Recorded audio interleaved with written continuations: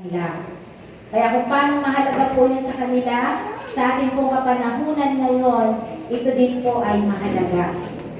Buksan po natin ang ating mga Biblia sa aklat po ng Ikalawang Hari, chapter 4 verses 1 hanggang 7. Sige po, tayo po muna may Bible. Buksan po natin ang ating mga Biblia. 2 Kings chapter 4 verses 1 to 7. 1 to 7. Ito po ay patungkol sa pagpapala ng Diyos sa isang babaeng bago na sa pamamagitan po ng langis ay pinagpala niya ang babaeng balo na ito.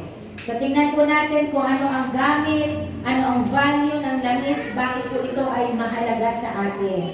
Sige po, buksan po na natin 2 Kings chapter 4 verses 1 to 7. At meron ba dyan? Meron ba tayo? 2 Kings chapter 4. Wala, hindi ko po nilagay dyan eh. Yung Bible verse mo na. Basahin muna po natin. 2 Kings chapter 4, 1 hanggang 7.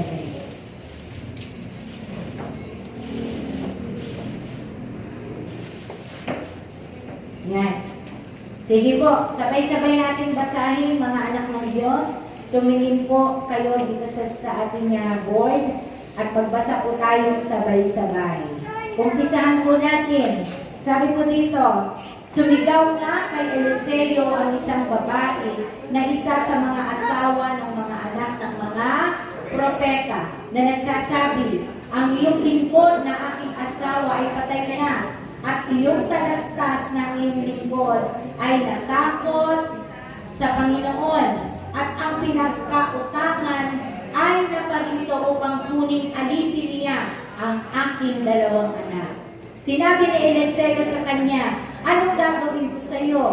Saysayin mo sa akin anong mayroon ka sa bahay. At sinabi niya, ang iyong lingkod ay walang anumang bagay sa bahay, liban sa isang palayo ng langis. Nang pagkagayon ay sinabi niya, ikaw ay lumaon, manghiram ka ng mga sisidlan sa labas, lahat ng iyong mga kapitbahay, sa makatuwid bagay mga walang lamang sisidlan, huwag kang manghiram ng kaunti. At ikaw ay papasok at ikaw at ang iyong mga anak ay magsasara ng pintuan at iyong ibubuhos ang langis sa lahat ng sisidlang yaon at iyong itatabi ang mapuno. Sa gayoy, nilisan niya siya at siya at ang kanyang mga anak ay nagsara ng pintuan. Kanilang dinala ang mga sisidlan sa kanya at kaniyang pinagbuhusan. At nangyari, nang mapuno ng mga sisidlan ang kanyang sinabi sa kanyang anak, dalhan mo pa ako ng isang sisidlan. At sinabi niya sa kanya, wala pang sisidlan. At ang langis ay tumigil. Nang magkagayoy na paroon siya at kaniyang isinaysay sa lalaki ng Diyos. At kanyang sinabi, ikaw ay lumaon, ipagbili mo ang langis at bayaran mo ang iyong mga utang at mabuhay ka at ang iyong mga anak sa nalabi. Ang Diyos po ang magpapala sa pagbabasa ng kanyang buhay at banal na salita. Sandali po tayong yumuko at manikip. Salamat sa iyong mga salita, Panginoon, na aming binasa, na ngayon ay aming pagbubulay-bulayan. Ikaw po, Panginoon, ang aming hinihingan ng tulong na magbigay sa amin ng kaunawaan. Bless mo ang iyong mga salita, Panginoon. Bless your word. As we analyze and as we preach your word, O God, let your power, let that miracle, let that anointing be upon us, O God. Salamat po. Alam namin, Panginoon, na ikaw ang patuloy na gagawa ng himala sa aming kalagitnaan. Kaya, Panginoon, ang iyong lingkod ay gamitin mo lamang na tagapagsalita. Ikaw ang maitaas, ikaw ang magbigay ng karunungan, at bantayan mo ang aking mga labi, Panginoon, na ang masabi ng bibig na ito ay ayon lamang sa iyong kalooban. Salamat po, Ama, Kayo po namin ipinagkakatiwala ang umagang ito ng aming pananambahan at sa pag-aaral ng iyong salita. Bless all your people. In Jesus' name we pray. Amen. Kung mapapansin po natin, throughout the Bible, meron pong halaga ang langis. Tama po ba? Ang langis ay may halaga sapagkat dito pa lang po sa 2 Kings chapter 4, ipinakita na ng Panginoon kung ano ang nagagawa ng langis sa ating buhay. Sige po, pwede po bang yung mga nakaupo ay nakatayo maupo muna? Bago po tayo magsimula para po mas maunawaan po natin ang ating pag-aaralan. Marami pa pong silya dito sa unahan. Po. Hindi, ito po, malay pa pong bakante sa unahan. Ayaw lang nila sa una. Ayaw lang nila sa una. Okay. Bulay-bulayan po natin. Yan po ating binasa. Ito po ay patungkol sa isang byuda. Okay po, pero ito pong pag-aaralan natin ay hindi lamang po sa byuda ngayon. Ito po ay para sa ating lahat. Para sa ating lahat. Kung nakikinig po ang bawat isa, sabi po dito may asawa, ang asawa ng isa sa mga propeta ay lumapit kay Eliseo. Asawa ng isang propeta lumapit sa lingkod ng Diyos. Bulay-bulayin po natin ha. Tingnan niyo po kung paano ang kapangyarihan ng Diyos ay kumilos sa buhay ng isang byuda. O ilagay natin sa buhay ng isang taong nangangailangan. O sa buhay ng isang mahirap. Dahil pansinin po natin yung byudang ito ay napakalaki ng pangangailangan. Tama po ba? Sa binasa natin, napakalaki ng pangangailangan ng babaeng ito. Wala na siyang magawa, nagkaroon siya ng malaking problema. At ano po yung problema yun? Yung kanyang dalawang anak ay kinukuha ng pinagkakautangan ng kanyang asawa upang maging alipin. Pambayad utang baga. Sa ating po kapanahunan, ito'y pambayad utang. At dahil po wala nang magawa ang babaeng byuda na ito, o sa ating po kapanahunan ng babaeng mahirap, babaeng mayroong pangangailangan, wala siyang nagawa kundi lumapit. Kanino? Kanino lumapit ang babaeng mahirap? Ang babaeng byuda kay Eliseo. Sino si Eliseo? Siya ay lingkod ng Diyos. Dito pa lang po may makikita na tayong logic sa Panginoon. Dito pa lang po makikita natin sa sistema ito na ang babaeng nangangailangan, tama ang kanyang nilapitan. Walang iba kundi ang lingkod ng Diyos na mag-aakay sa iyo para makarating ka sa presensya ng Panginoon. Amen po ba? Tingnan po natin kung ano yung nakapaloob sa kwento. Bakit ang babaeng ito'y tinugunan ng Panginoon? Tumugon ng Diyos sa kanyang pangangailangan. Amen po ba? Are you with me? Yes. Nasa akin po ba yung mga pandinig? Amen. Sige po. Pagpatuloy po natin. Sabi po dito, ang babaeng byuda na nangailangan ng tulong. At tama ang kanyang nilapitan. Ang nilapitan niya ay lingkod ng Diyos dahil sa lumang tipan, ang mga tao ay hindi nakakadirekta sa ating Panginoon. Tama po ba? Ang mga tao sa lumang tipan, hindi katulad natin ngayon na pag nanalangin ka, ikaw mismo sasagutin ng Diyos. Sa kanilang kapanahunan po, dadaan pa sila sa lingkod ng Panginoon at ang lingkod ng Diyos na ito ang magdadala sa ating Diyos Ama. So tama ang nilapitan ng babaeng byuda na ito. At ano yung sinabi niya para tulungan siya? Ano yung sikretong salita na sinabi ng babaeng byuda kay Eliseo para tulungan siya at hindi siya baliwalain? Tingnan niyo po yung sinabi niya. Sabi po niya dito sa verse 1, hindi po kaila sa inyo na ang asawa ko'y namuhay ng may takot kay Yahweh hanggang siya ay mamatay. Anong ibig sabihin? Na yung kanyang asawa ay naging lingkod ng Diyos. Na kanyang asawa ay sumunod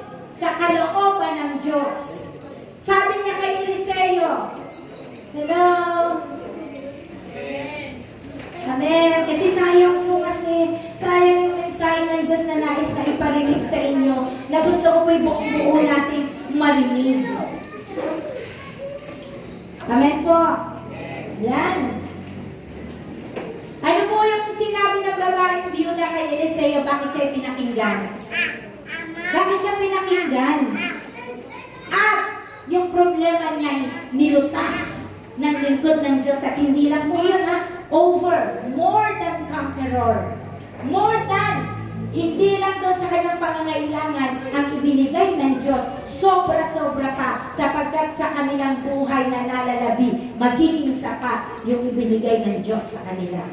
Anong sikreto? Bakit po tinugon ng Panginoon yung pangangailangan ng babae ito? Sabi niya, hindi po lingid sa inyong kaalaman na ang aking asawa ay namatay ng may pagkatakot sa Diyos.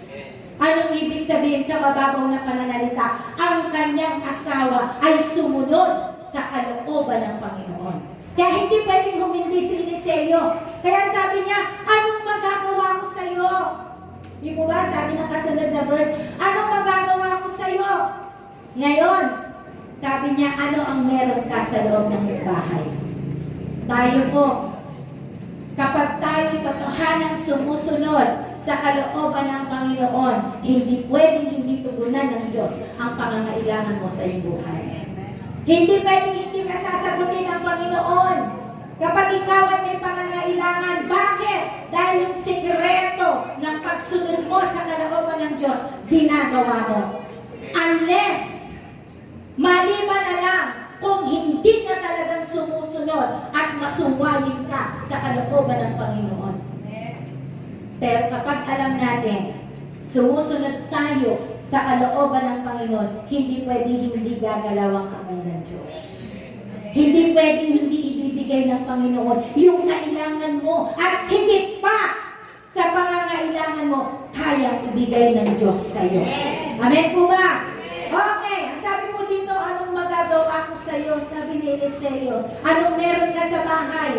Ano pong napag-usapan nila? Wala po kami kahit anuman. Makikita po natin talagang walang-wala ang babaeng biyuda na ito. Wala siyang cellphone na katulad niyo.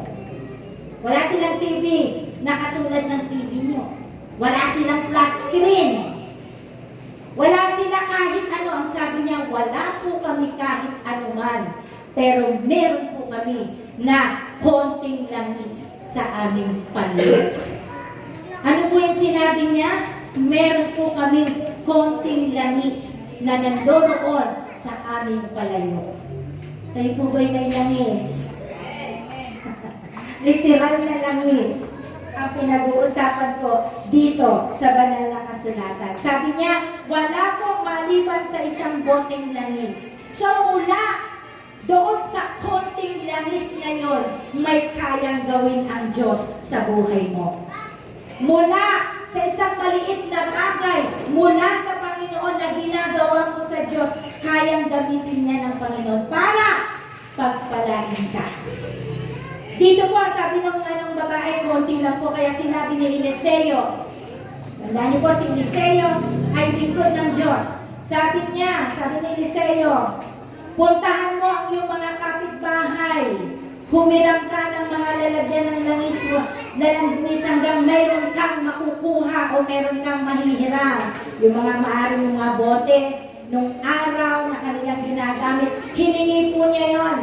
Lumabas siya. Pagkatapos, magkulong kayong mag-ina sa inyong bahay. At lahat ng lalagyan na hiram mo'y puliin mo ng langis na nasa bahay mo. Itabi mo ang mga napuno. Nakita niyo po ba yung pinagawa sa kanila ng lingkod ng Diyos?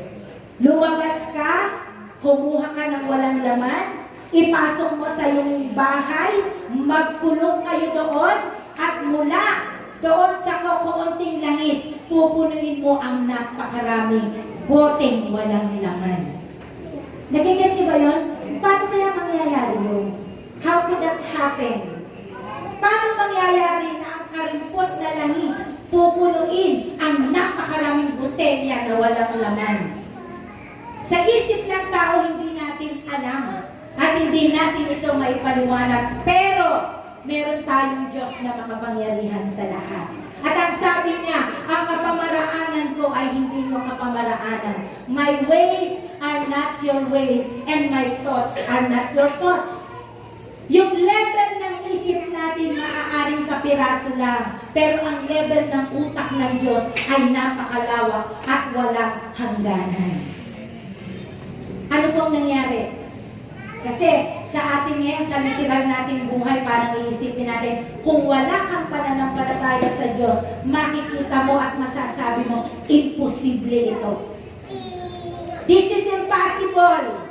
Kasi kung ang isang bote ng langis ay 1 litro lang, pero ang lalagyan mo ay napakaraming litrong bote, sa kaisipan mo, hindi mangyayari yun. Pero tandaan niyo po, ngayong umagang ito na meron tayong makapangyarihang Diyos. We have a powerful God. Meron po tayong Diyos na tumilinig at kaya niyang sagutin, bigyan ng lunas ang lahat ng pangangailangan ng kanyang mga anak. Amen po ba? Amen. Kaya kung sa isip mo ngayon ay imposible, mahirap, huwag kang mag-alala. Kapag nakita ng Diyos yung maliit mong langis ng pananampalataya, gagamitin ng Diyos yan para lumawak ang pananampalataya mo sa Kanya. At magkaroon ng kagalingan anumang sakit at karamdaman na ipapanalangin mo sa ating Diyos. Amen po ba? Nakikinig po ang lahat. Nang sila umuwi, ang babae pagdating sa bahay nagkulong. Diba? Tinutusan silang pumasok at magkulong. Ano pong makikita natin doon? Naging masunurin ang babaeng balot. Tama po ba? Naging masunurin ang babaeng byuda sa utos ng lingkod ng Diyos na nang sinabi, pagka kayo nakakuha na umuwi kayo at magkulong sa bahay. Alam niyo po, yan ang isang problema natin. Marami sa atin lagi nang masuwayin. Lagi nang matigas ang ulo. Lagi nang, ano yung tawag doon? Pusong bato. Yan po ang isang problema sa atin. Yung sikreto, tinitignan nyo ba? Dahil sa pagkamuling makikita nyo, lahat ay ibinigay ng Diyos sa babaeng bago. Sabi ng lingkod ng Diyos sa kanya, pagka nakakuha na kayo, umuwi kayo at magkulong. So, anong ginawa ng mag-ina?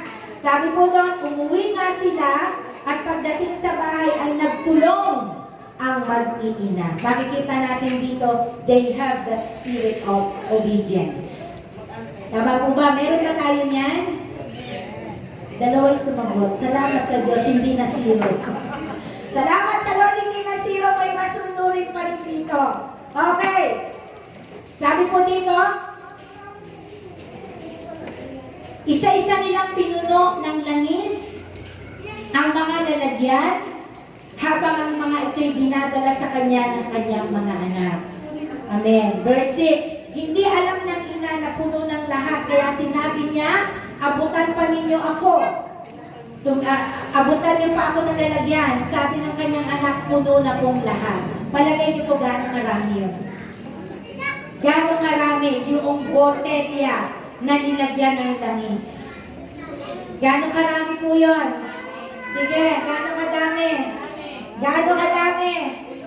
Amen! Mapakarami po. Bakit? Ito po ang sagot. Kaya sinabi ko po na hindi natin mabilang, napakarami. Kasi lahat po ng kapitbahay nila ay hininga nila ng mga bakanting bote. Sabi po dito, kaya madami. Pumunta siya kay Eliseo, sinabi niya ang nangyari, sinabi ni Eliseo sa babae. Okay, ito po ang naging sagot ni Eliseo sa babae. Ipagbili mo ang langis. Bayaran mo ang iyong utang. At ang matitira ay gamitin ninyong mag-iina sa nalalabing niyo pang buhay. Gaano kadami yun? Gaano karami ang ginawa ng Diyos na pagsagot sa kanilang pangangailangan? Ganon karami. Ganon karami. Nagigets niyo ba? na ganun kadami, mabuhay ka. Sige po, idulo mo na ito. Sa verse, ayan, iyong mga anak sa nalalabi. Di napakarami nun. Imagine, dalawang anak niya ang magiging kapalit ng pinagkakautangan ng kanyang asawa. Imagine mo, dalawang buhay. Ngayon ay mababayaran dahil sa ginawang pagkilos ng Diyos sa kanyang buhay. Bayaran mo ang utang ng iyong asawa at mabuhay kayo sa mga langis na nalalabi pa. Gets niyo ba kung gaano kabuti ang Diyos? Ang sikreto, ang kanyang asawa ay naglingkod at nabuhay ng may takot sa Diyos. Pangalawa, ang mga naiwan niyang kasambahay, kamag-anak ay naging masunurin sa salita ng Diyos. Ang resulta, it was blessing ni Lord. Amen. It was blessing ni Lord. Amen. Blessing ni Lord. At pansinin niyo po saan nagsimula yung pagpapala mula sa langis. Kaya nga po tinitingnan ko yung oras kasi medyo nahaba po ang ginawa ko. Okay. Sabi po dito, sa lahat sa Biblia, hindi lang po sa 2 Kings chapter 4, mayroong napakagandang halimbawa ng patungkol sa langis. Natatandaan niyo po ba yung mga babaeng ikakasal at naghihintay sa lalaking ikakasal? Sa Matthew chapter 25. Sa Matthew chapter 25 po, meron dyan kwento patungkol din po sa langis. Sabi po dito, ang aral, chapter 25.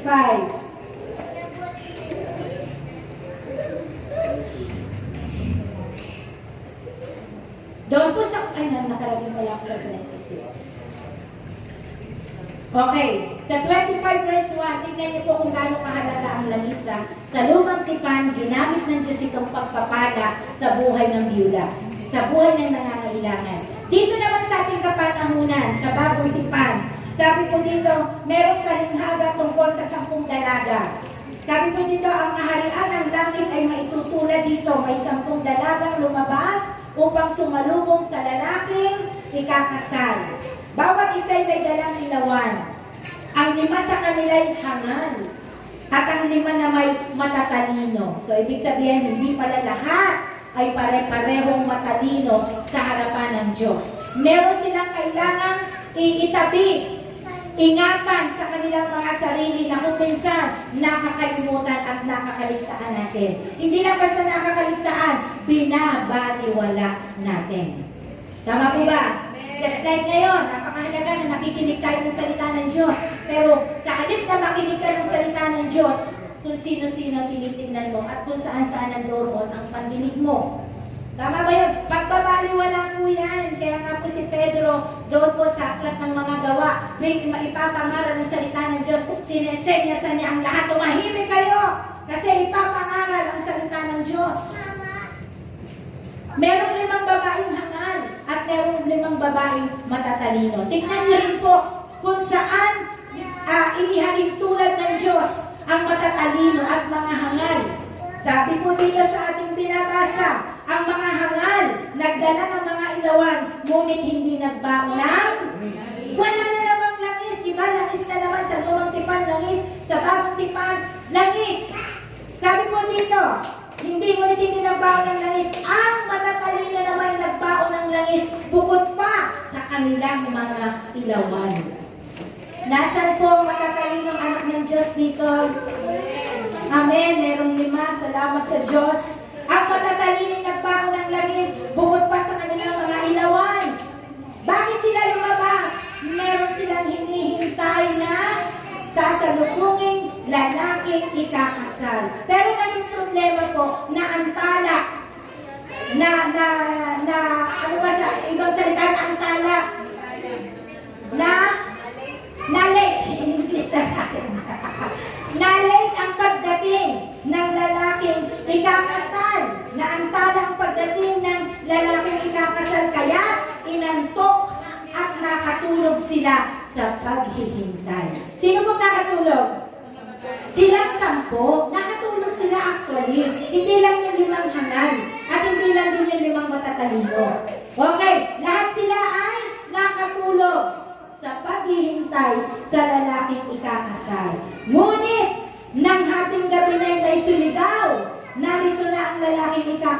lumabas na kayo upang salubungin sila. Agad bumangon ang 10 dalaga. Lahat bumangon, di ba? Amen. Sabi ko doon, at inayos ang kanilang ilawan. Sa verse 8, sinabi ng mga hangal sa matatalino, bigyan naman ninyo kami kahit kaunting langis, aandap-andap na ang aming ilawan. So, sino yung biglang nangailangan? Sino yung biglang nagkaroon ng ala-ala, pag-aalala? Sila na hindi nagdadala ng langis, binabaliwala ang salita ng Diyos, binabaliwala ang kautusan ng Panginoon, binabaliwala ang pagliligtas sa kanila ng Diyos. Kaya nung dumating na ang lalaking ikakasal, aandap-andap na ang kanilang mga ilawan. Sabi ng verse 9, baka hindi ito magkasya sa ating lahat. Mabuti pa'y pumunta muna kayo sa tindahan at bumili kayo ng para sa inyo. Tugon naman ng matatalino. Kaya lumakad ang 5 dalaga, umalis sila, naghanap sila, nangailangan sila ng langis na ilalagay doon, ilalagay doon sa kanilang mga ilawan. Symbolical po tayo ngayon. Tapos sabi po doon, okay, agad pumangon, ay verse 9 na po ako. Verse 10, kaya lumakad ang 5 dalaga ngayon upang bumili ng langis, habang wala yung bumili ng langis, sabi po doon, dumating ang lalaking ikakasal. Ang 5 nakahanda ay kasama niyang pumasok sa kasalan at isinara ang pinto. Darating po ang panahon na kapag tayo hindi handa sa ating pagbabalik sa ating tunay na tahanan o sa pagbabalik ng ating Panginoon, tandaan mo po, wala pong second chance. Walang pangalawang pagkakataon kapag tayo binawian ng buhay o kapag ang Diyos ay dumating na. Kailangan po, hindi tayo matulad sa mga babaeng hangal na walang langis ang kanilang mga ilawan. Kailangan po matulad tayo sa mga babaeng matatalino. Anumang oras mangyaring maganap, lagi silang handa dahil ang ilawan nila puno ng langis ng pananampalataya pagsunod sa ating Panginoon. Amen. Amen. Amen. Sabi po dito, pagkatapos dumating ang iba pang dalaga, Panginoon, pangasukin niyo po kami. Pakiusap nila. Verse 12, ngunit tumugon siya, sino ba kayo? Hindi ko kayo kilala. Pagkatapos nito'y sinabi ni Jesus, kaya magbantay kayo sapagkat hindi ninyo alam ang araw o oras man. Ano po yung ginamit ng Diyos na pagkukumpara sa ating pong matibay na pananampalataya sa Panginoon? Wala iba kundi ang langis. Okay. So, ibig kong sabihin pala, may value ang langis, may halaga, at may gamit ito ngayon sa ating kapanahunan. Sige po, punta na tayo sa ating slide. Pag-aralan lang po natin sandali, yung ikinuwento ko, pinag-aralan natin sa kwento ni Eliseo at sa kwento ng mga matatalino at hangal na babae. Okay, sabi po dito, ang mga langis, okay, throughout the Bible, people have learned of the value of oil. So ngayon, pinag-aaralan natin mahalaga ang langis. Okay, whether it is spiritual or symbolical, mahalaga po ang langis. Doon po sa 2 Kings na kanina ay pinag-usapan natin, sabi po diyan, just a little pot of oil filled a multitude of vessels. Ibig sabihin sa pamamagitan ng maliit mong pananampalataya, malaking blessing ang tatanggapin mo. Amen. Next slide. Sabi po dito, just a crust of oil made a multitude of loaves. Ito po yung sa konti pong langis, nakagawa ng maraming tinapay, maraming pagpapala, hindi nagutom. Sa 1 Kings chapter 17, hindi ko na po tinakil kasi baka po abutin tayo ng milya-milya. Number 3, just a lamp of oil. Keep 5 virgins from the wedding. Ibig kong sabihin, dahil yung langis ng kanilang pagsunod sa Panginoon ay nanatili sa kanila, hindi na nila kailangan pumunta kung saan-saan. Dala-dala nila sa puso nila yung langis ng pananampalataya, langis ng pagsunod, langis ng pagmamahal kay Jesus. Kaya anytime dumating ang lalaking ikakasal, sila ay naging handa. Amen po ba? Next. Sabi ko dito, yung parable po na yan, ang wise, matalino at hangal na mga dalaga ay, the 5 wise virgins. Sige po, okay na. Next. Ngayon, ito po ang masasabi natin sa pinag-aralan natin ngayon. Yung langis natin, yung langis ng pananampalataya natin, ano ang uses nito? It is our personal oil. Tama ba? Personal oil po natin, yung pananampalataya ko will not be your faith. Yung oil na pinatanggit dito, this is your faith. This is your obedience to God. Dahil yan ang nagpupuno ng langis sa inyong ilawan. Amen. So, ang personal oil po, sabi ni Elijah sa kanya, what hast thou in the house? Sabi niya doon, sa personal oil, hindi interesado ang Diyos sa pananampalataya ng iba, kundi sa iyo mismo. Personal na ikaw. Personal na ikaw. Kaya ang sabi ko dito ng mga babaeng hangal, nung humihingi sila ng langis, doon sa matatalinong babae, nabigyan ba sila? Hindi sila nabigyan. Dahil yung personal oil na yan is personal sa iyo at sa Panginoon. Sabi po dito, you will have to develop your own personal relation with God. Personal, ikaw yan. Pananampalataya mo, langis ng pananampalataya mo yan sa Panginoon. It is personal. So, yung mga gamit ng langis natin, bilang pananampalataya natin, ito po ay personal natin. Okay? So, kaya po sinabi sa John chapter 3 verse 16, sino ang sumampalataya sa Kanya? Hindi yung pananampalataya ng nanay mo. Hindi yung pananampalataya ng kapatid mo. Hindi yung pananampalataya ng kapitbahay mo. It is you, ikaw. Sino ang sumampalataya sa Kanya ay hindi mapapahamak, kundi magkakaroon ng buhay na walang hanggan. It is personal. Okay? Yung oil natin, yung spiritual oil natin is personal. Kasi kapag ikaw ay tumalikod sa Panginoon dahil ang dahilan mo, kasi si Sister Tricia po napaka-arte po, ayoko po sa simbahan na maarte. Kaya po hindi na ako umaten, tumalikod na po ako. Hindi pwede na yung nakita mo kay Tricia ay magiging dahilan para masave ka. It is your own personal relationship with the Lord. Ikaw ang gagawa ng relasyon mo sa Panginoon. Hindi pwedeng boyfriend ko, sino yung guwapong artista? Sino? Ay, sabi na lang si James Reid na lang. O, alina, hindi pwedeng boyfriend ko si James Reid, may relasyon kami, may relasyon din kayo. It is personal. So, tandaan niyo po, spiritual oil, ang gamit nito, it is a personal oil. Dahil ikaw at ang Diyos ang mayroong relasyon. Tama ba? Pangalawa, it is a provided oil. Dahil ang Diyos ang nagkaloob nito. Amen. Kasi hindi natin kaya. Hindi natin kaya mag-produce ng oil. Katulad dati, meron lang tayong niyog, kukutkurin mo, lalamisin mo, langis na nagagawa natin. Pero yung langis, spiritual oil na pinag-uusapan natin ngayon, it is a provided oil.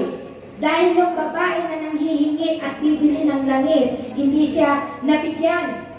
Hindi siya nabigyan. But the oil was already provided. Hindi niya alam, provided na po ito. Sabi ko lang, the virgins had no one to buy the oil.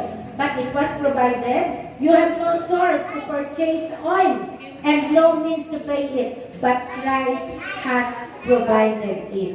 Okay, sino nagbigay?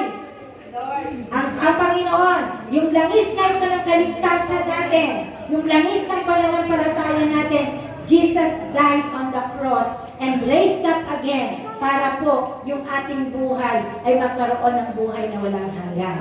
Amen po ba? It is a provided oil that Jesus can only provide it to us. Si Jesus lang po. There is no other way There is no other name given under heaven for you to be saved. Only the name of Jesus, Acts chapter 4 verse 12. And sinabi ko lang dyan, chapter 14 verse 6, Jesus is the way, the truth, and the life. No one can come to the Father except by me. So provided yung oil natin. Tama? Amen. Hopefully naintindihan natin. Kahit na po ang mga batay naglalaro. Pangatlo, it is a powerful oil. Yung mga oil na yan, makapangyarihan. Yung sa byuda, yung sa mga babaeng balo, it is a powerful oil. Dahil kapag nilagay mo yan sa buhay mo, iilawang maliwanag ang buhay mo. Kapag sinunod mo, yung kalooban at utos ng Diyos sa'yo, yung oil na yan will be powerful. Bakit? Tatama ka ng landas na lalakaran mo ng Panginoon. Yung madilim mong buhay, liliwanagan ng Panginoon. At yung pong buhay mo na puno-puno ng kapahamakan, papalitan ng Diyos ng kaligtasan at buhay na walang hanggan. Amen!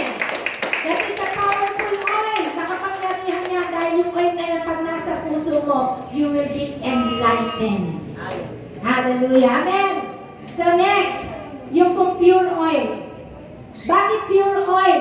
Kasi it is the Holy Spirit that will be dwelling in you. It is the Holy Spirit na pupuno sa iyo. At ang banal na Espiritu hindi mapapa sa atin kapag ang buhay natin ay puno-puno ng karunihan. Kapag ang buhay natin ay puno-puno ng kasalanan, ang pagduel ng banal na Espiritu hindi natin mararamdaman. Kapag yung buhay mo noon na ikaw ay makasalanan pa, buhay mo rin ngayon, there will be no changes in our life. There will be no pure oil in our life kapag yung lumang damit mo noon, isinusuot mo pa rin ngayon. Kapag yung lumang pagkatao mo, ginagawa mo pa rin ngayon, there will be no pure oil. Yung pure oil natin ngayon, yung 2 Corinthians chapter 5 verse 17, if anyone is in Christ, he is a new creation, the old is gone and the new has come. Bago ka na, puro ka na, nilinis ka na ng dugo ng Panginoon. That's why